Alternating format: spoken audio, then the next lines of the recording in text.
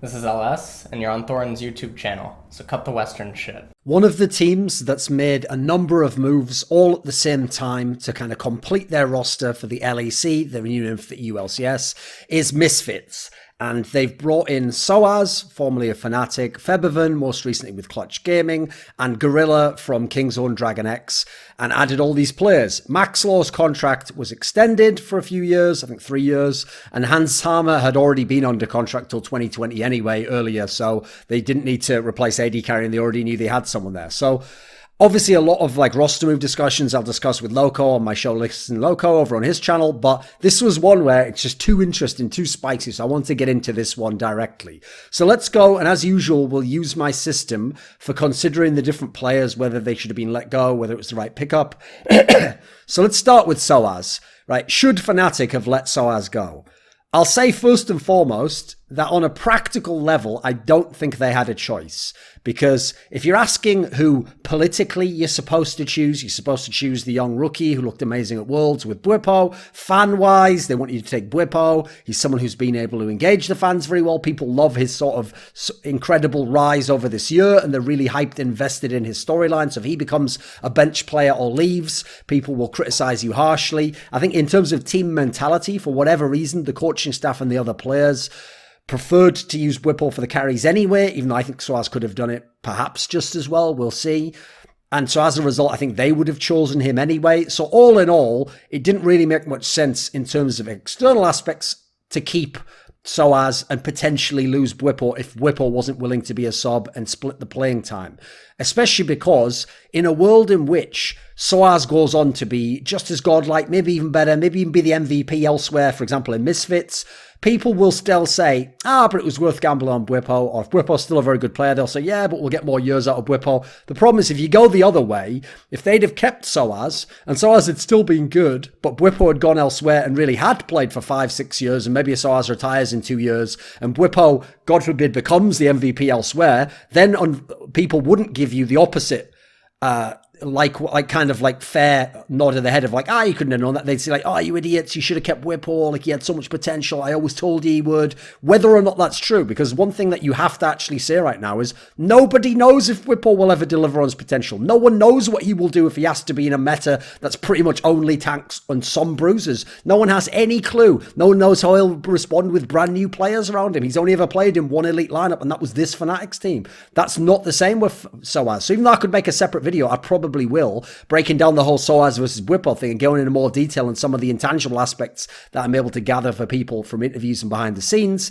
I personally would choose sOAZ. I think he's a better player overall. Obviously has a much better history. He is much more experienced. He has the placings, the championship, the winning mentality. He has the ability to rise from mediocrity in the season. He has the ability to be very strong in the season and then go on to be very strong in playoffs. He's a much more flexible player. We have yet to see much tank play from Bwipo, basically just playing some Sion. That's about it. And even then, is that even counting? It's hard to tell. It did in this meta, but in a world in which you have to play Dr. Mundo, or you have to play, go through the ones more recently, Maokai, some bruises like Na and Cho'Gath. Is that really going to be ideal for Bwipo? I don't think so, personally, although I have yet to see it. But I can't give him credit for something he hasn't done yet. I know sOAZ can play in every meta, play in every Euro League of Legends, can always get his form to a good level. So personally, I would choose him as the better player. I actually don't think there is a legitimate argument for Bwipo being better in the future, as opposed to maybe being better this year or in the current meta and in the short term. Every other angle is but he's got years left. You have no idea what those years are going to look like.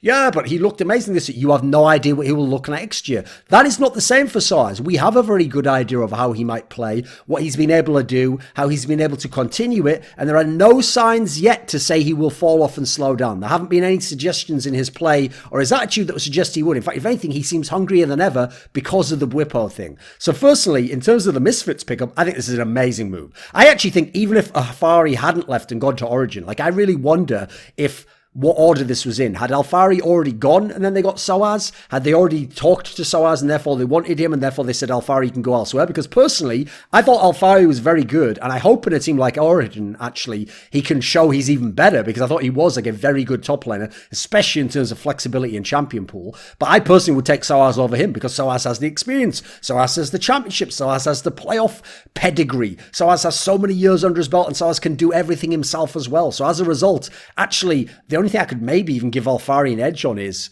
maybe sOAZ can occasionally be a bit sort of maudlin, a little bit emotional, and that might affect some players negatively. I wouldn't say Alfari's like got a great bubbly personality. He doesn't, but he just seemed a lot more quiet. And sometimes the good thing about being quiet is, as long as you have leaders elsewhere in your team, you're just going to be the guy who isn't a problem. And that can itself be a very positive thing for a League of Legends team trying to get to the top. You always have a lot of egos. I actually think that this is going to go down as potentially one of the best signings in the history of EULCS, LEC, whatever it's going to now be called, because this is an amazing player, still potentially at his peak, still with a couple more years yet. You're an org that in the past wouldn't have been able to get a player of this caliber. He's coming to your team, and literally, the only reason he's leaving his other team, the best in Europe, maybe the best ever from Europe, is because they happen to have two players at that position, and he doesn't want to split playing time. So this is an insane boon if you're Misfits. This is like an absolute slam dunk move. That's why I say I want to know the order on the Alfari move, because personally, as much as I like Alfari, I'm shipping him out if I have a chance to get sOAZ right now. That's just the way it is. What I love about sOAZ, beyond the things I've mentioned, is, first of all, the amazing flexibility.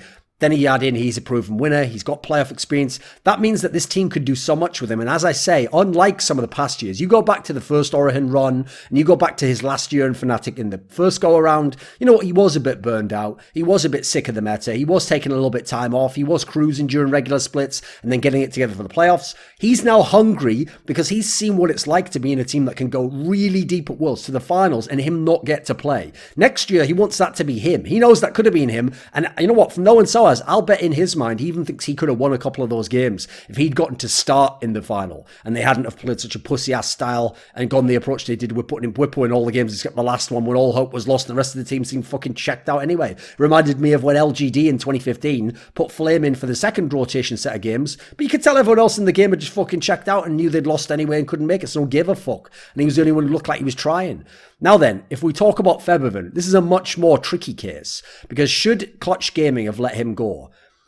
I mean, in theory, no, because I personally doubt they're going to get someone with more talent, more potential, and more everyday ability than Febiven. But then again, realistically, I don't think he ever should have joined that team. I thought it was a very underwhelming lineup. I think that organization has not done enough for me to prove that they're going to be a winner and that they really are going to be a top contender. They look like a middle table team all day long to me, and like they'll continue to be in terms of mentality and who they've recruited and who they've stuck with, quite frankly, and who they've picked for the coaching staff, etc. So I don't think he ever should have been on that team. So in that sense, no, Clutch Gaming shouldn't have let him go in that sense, but probably didn't have a choice. Now, I did think in the spring split, sometimes he had amazing games where he was way better than his team. Summer split, at times he had some struggles, looked like he mentally was a bit worn down, like he knew the team wasn't good enough. So he underwhelmed me in that particular time. Just like when he was in H2K, he had times he looked amazing, and then he had times it was just average. Then I think of Fnatic after Huni and Rainover left. Looked pretty good sometimes.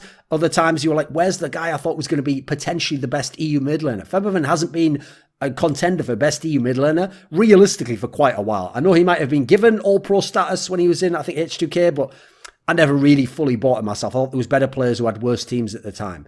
So I actually think he just didn't fit NA culture. I think if you look at him as a person, he doesn't seem like the right kind of person. Then you look at the team, it wasn't the right kind of team built around him.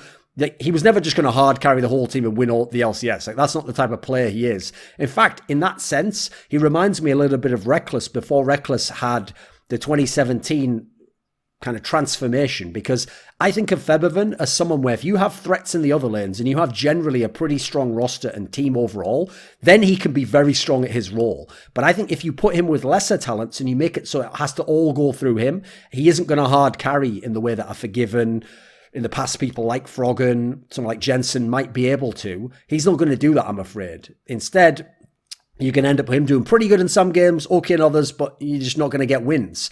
You can do that with some of those beasts, and someone like Reckless at one point did transform himself to be that player, even if in some ways, by necessity, he went back to his old style now. So I think the key thing for me with Febiven now is not only is he coming back to Europe where he can be with his girlfriend and his family and he can be back here, and obviously it's a much better Europe than the one he left in terms of the franchising and all the money and potential facilities we're going to get now.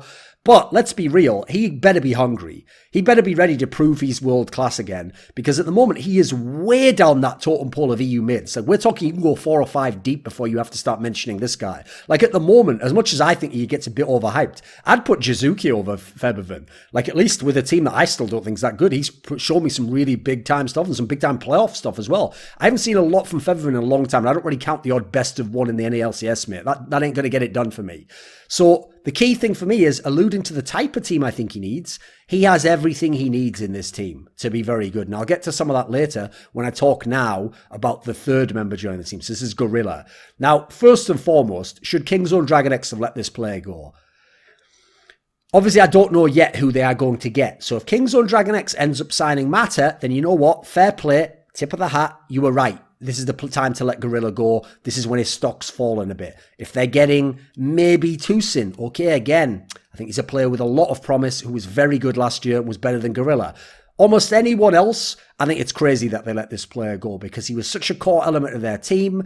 I also do think this is a weird pickup. He's not one of the players I personally would have thought would go to Europe. I thought maybe NA, but even then, I thought Gorilla, he obviously didn't leave during the Korean Exodus, even though he'd been an amazing player in 2014. Don't let anyone ever tell you that Najin Shield team was shit. They were very underrated, and he was a fabulous player that year. And there's a good reason why at the end of 2015, Monty was making an argument with me, which is a legit argument, that at that point in time, you had to consider Gorilla as one of the few true contenders to Faker for greatest player of all time. He had the accolades at that point in time. He'd shown the individual play. He'd been in many different teams with many different players. Obviously, he played with Zephyr. He played with Loco, if you go back far enough briefly. He obviously played at this point in time now with Prey. So at one point in time, this guy was a god. Unfortunately, he is more of a legendary player in as much as his best years are behind him. The last few years, it hasn't been as good. In Rocks, he was still a very good player. Pretty much the entire time for me that he's been in Kingzone since they did the name change in 2018.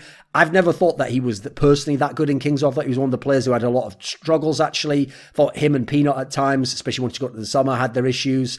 So as a result, I think he's seen better years. In that sense, it's a good pickup for Misfits. Like for Misfits, it's pretty much the best player you're going to get at this position right now. I just don't think you're going to be able to get a better support player right now. A very clever player, a player without a big ego. Sure, I don't know how he'll adapt to European culture at the moment. That could be the clash. Like if people are going to be very harsh to him, I could see him being someone who might not take that very well, even though famously Koreans can be quite harsh. But is anyone harsh to Gorilla? It doesn't feel like it. It feels like everyone loves that guy.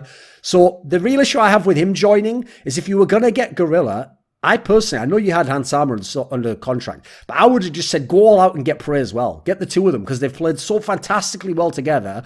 And you already have another import slot anyway on Misfits. And more importantly, you get that bot lane. That is the bot lane that I know Khan at the moment is the biggest benefactor of it. But everyone who has played with the bot lane knows what a fucking dream. Because when you play with that bot lane, they will play that very stable game in the bot and not take these massive risks. That means that if you are a top lane who wants to play carries, you are free to do it. Smeb, Khan. Obviously, this could have been sOAZ right now if you'd have had Prey as well. I don't know if Hansama's going to play that type of game. He seems like more of a guy who tries to pick the dominant AD carries, like the heavy damage dealers, the ones that can dominate lane, and tries to bully out of the lane and try and actually carry the team fight. So if he's going to be a big carry threat, are they going to be making sOAZ go to tanks, which he can definitely do, but you want to give him the option to. So I think they would have had more of an option for Febiven and sOAZ to really carry the game if they'd have brought Prey as well, but they didn't. So whatever. I do think overall, that would have been the perfect bot lane for Febiven as well, somewhat reminiscent of the summer 2015 Fnatic with Yellow Star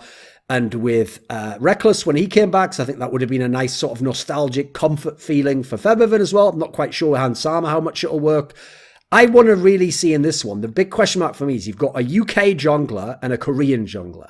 How are these guys going to link up? Because that's the big issue. If they can link up well and there's synergy between them and they're on the same page in terms of what the coaching staff wants, then we already know from the solo lanes, this team could be very, very strong. This could be a champion in Europe. It could be a team at Worlds. It could be a team doing damage at Worlds.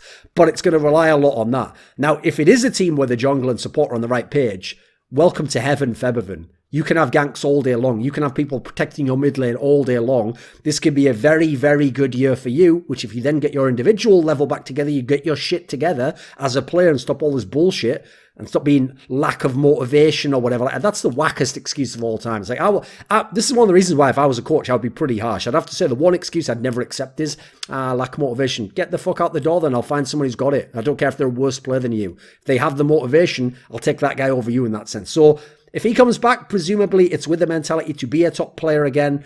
I think if you look at the factor that sOAZ can already play low econ, so it's not at the end of the world if you want to play more of a bot lane focus game.